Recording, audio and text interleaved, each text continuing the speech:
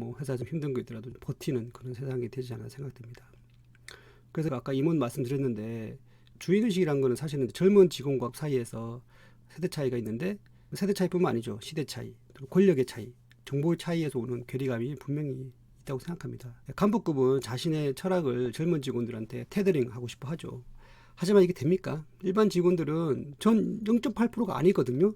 급여도 적고요 라고 조용히 외칠 것입니다. 주인은 스스로 일하고 머슴은 누가 봐야 일한다 라는 이야기가 있죠. 그리고 주인은 미래를 보고 머슴은 오늘 하루를 본다.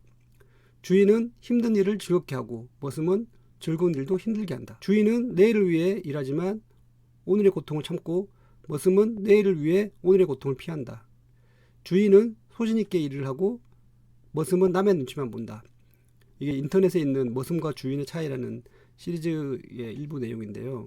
어찌 보면 관리자 관점에서는 젊은 직원들 평가절하하는 것 같기도 합니다. 이건 저도 100% 동의할 수는 없는데, 근데 이 글을 보면서 사실 없던 주인의식도 생기는 사람은 없을 것입니다.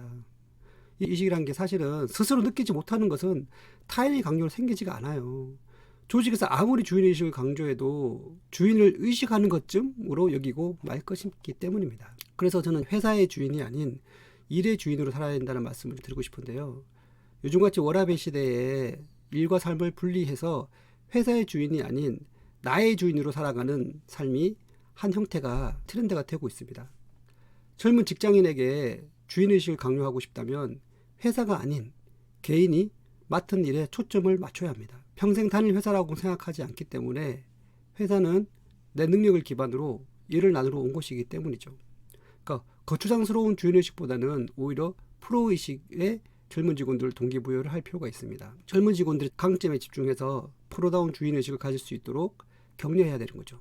그러니까 MZ세대가 어쩌고 저쩌고 하면서 잔소리할 게 아니고 그들에게 그 일에 맞는 일에 대한 만족을 주면서 조직에도 자연스럽게 득이 되도록 연결을 해 나가야 되는 거죠. 그러니까 결국은 나의 주인이 되어서 내 일을 통제하는 일의 주인으로 키우는 게 오히려 현재 시대에는 회사의 현명한 선택일 수 있다는 거죠. 그래서 주인의식은 사실은 조직이 만들어내야 하는 결과물이죠. 나이와 상관없이 직장인 스스로 자기 일에 대해 통제권을 가질 수 있는 기업 문화를 조성해야 합니다. 그러니까 직원들한테 주인의식이 없다, 열정이 없다 이런 것보다는 어쩌면 그런 직원들이 무슨 죄가 있습니까? 처음부터 왔을 때부터 그런 조직 문화가 있었기 때문에 가랑비 옷 젖듯이 그게 문화에 젖어드는 거죠. 그러니까 그런 성숙한 조직 문화가 갖춰졌을 때 그런 직원들도 젊은 직원들도 자연스럽게 나도 부지불식간에 신압으로 그 조직 문화에 익숙해지면서 주인의식이라든지 아니면 회사가 원하는 인재상으로 성장할 수 있는 거죠. 니체에 따르면 주인의식은 스스로가 삶의 주인으로서 가치평가를 할 수 있는 것을 말합니다.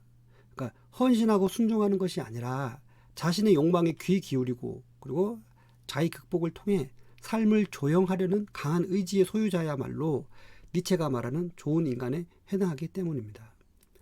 자기주도적으로 일하고 조직의 목표와 업무에 대해 주의의식을 가졌을 때 담당한 업무에만 종속되는 것이 아니라 삶의 주인으로 거듭날 수 있습니다. 물론 경제적인 고도성장기가 끝나서 그 과실이 많아지지 않는 요즘은 열정과 주인의식 부족이 당연한 시대이기도 합니다. 최근에 경제 관련된 연구기관에서 내년에 우리 성장률 1%대 정도 예상하죠. 그러니까 과거에 우리 60년대, 70년대, 80년대, 90년대 계속 나름 성장해 왔잖아요. 근데 지금은 저성장 시대가 되어버렸으니까 그것도 뭐죠? 초고령 사회는 되었고 여러 가지로 지금 쉽지 않은 상황이죠. 한편으로 주인의식은 주인은 아니지만 주인의 버금가는 마음가짐으로 일하는 것을 말합니다. 하지만 소수의 직원은 주인인 양 회사 비용을 불법적으로 사용하는 등 여러 가지 문제를 초래합니다. 주인의식을 가지라고 했더니 오히려 잘못된 주인 행세를 하는 것은 경계해야 되는 거죠. 그러니까 직장인들은 주인의식을 겸비해 주인다워야 합니다. 그러니까 주인답다는 것은 우선 주인의 것과 내 것을 구분할 줄 알아야 되는 거죠. 주인의 것을 내 것처럼 아껴야 합니다. 주인이 자리를 비워도 평소같이 행동해야 되고 그래야 주인에게 당당하게 자신의 몫을 요구할 수 있기 때문이죠. 사실 지금 직책이나 지금 팀장, 임원들 사실 다 월급쟁이잖아요. 근데 아까 말씀드린 대로 본인이 주인다워야 되는데 주인의식을 겸비해서 자기가 마치 진짜 주인인 것처럼 비리라든지 이렇게 도덕적으로 문제되는 것들을 하는 거는 큰일 나죠. 물론 과거에는 관행으로 묻혀질 수도 있다지만 요즘 초연결 시대 SNS 계속 365일 실황 중계되는데 유튜브로 그게 가능한가요? 옛날처럼 그렇게 소수가 몇몇이 그렇게 헤쳐먹다가 깜빵하는 거죠. 콤보 먹는 거죠. 네. 물론 주인다워야 하지만 여전히 주인은 아닐 것입니다. 그래서 계약관계라는 것을 우리는 명심할 필요가 있습니다. 애사심은 주인의식의 대표적인 행동 양식이죠. 사랑하는 마음이 있어야 변화되기 때문입니다.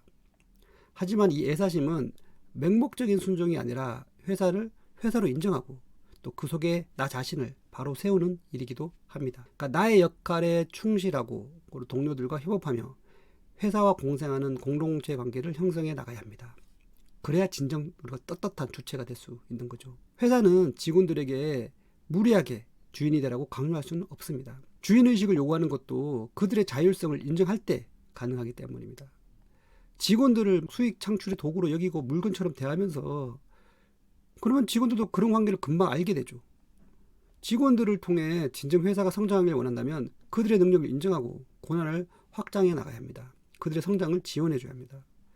그러한 노력 없이 직원들의 자발적인 주인의식은 공연불에 불과할 것입니다. 그런 의미에서 권력과 돈의 흐름이 주인과 주체를 구분하는 기준이 되면 안 되죠. 직원이라는 주체는 회사라는 주인이 없으면 존재할 수 없으며 회사라는 주인도 직원이라는 주체가 없이는 단 하루도 존재할 수 없기 때문이죠.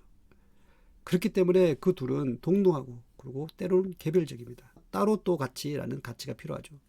요즘 보면은 다양성, 포용성 시대라고 하잖아요. 그래서 뭐 DNI인가요? 어떻게 보면 우리가 남이가 할 때 위가 아니고 이제는 UNI라는 거를 우리가 받아들여야 되죠. 개별성 인정해야 하는 시대가 됐다는 거죠. 그래서 주인은 주체를 내 것으로 여겨서는 안 되며 반대로 주체는 주인을 내 것처럼 여겨서는 안 됩니다.